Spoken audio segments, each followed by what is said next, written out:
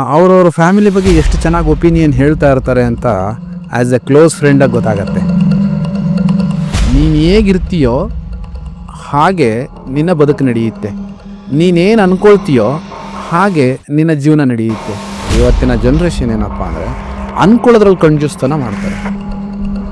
ನಾನು ಈ ಪಾಡ್ಕಾಸ್ಟಲ್ಲಿ ಜನಗಳಿಗೆ ಅರ್ಥ ಮಾಡ್ಕೊಳ್ಳೋ ಥರ ನಾನು ಹೇಳೋದಿಷ್ಟೇ, ಕೇಳ್ಕೊಳ್ಳೋದಿಷ್ಟೇ.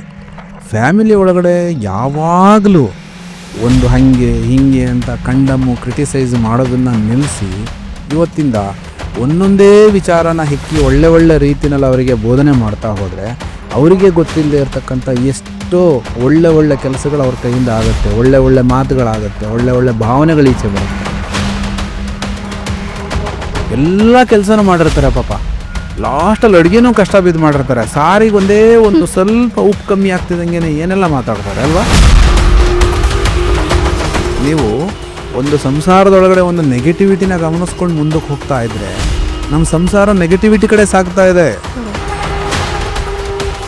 ನೀನು ಒಬ್ಬರಿಗೆ ಪ್ರೀತಿ ಮಾಡ್ತಾ ಇದೀಯಾ, ಒಬ್ಬರು ನಿನ್ನ ಮನಸ್ಸಿನಲ್ಲಿ ಇಷ್ಟವಾಗಿದ್ದಾರೆ ಅಂತ ಹೇಳಿದ್ರೆ ಅವರ ಭಾವನೆಗಳ ಜೊತೆ ನಾನು ಎಷ್ಟು ಆಟ ಆಡ್ತಾ ಇದ್ದೀನಿ. ಸದಾಕಾಲ ನೆಗೆಟಿವ್ ಆಗಿ ಮಾತಾಡೋದು, ಸದಾಕಾಲ ನೆಗೆಟಿವ್ ಆಗಿ ಯೋಚನೆ ಮಾಡೋದು, ನೆಗೆಟಿವ್ ಅಟ್ರಾಕ್ಟ್ ಮಾಡೋದು, ಇದೆಲ್ಲವನ್ನು ಮಾಡಿಕೊಂಡು ಇದೇನು ನಾಳೆ ದಿವಸಕ್ಕೆ ನಮಗೆ ಆಸ್ಕಾರ ಅವಾರ್ಡ್ ಕೊಡುತ್ತಾ?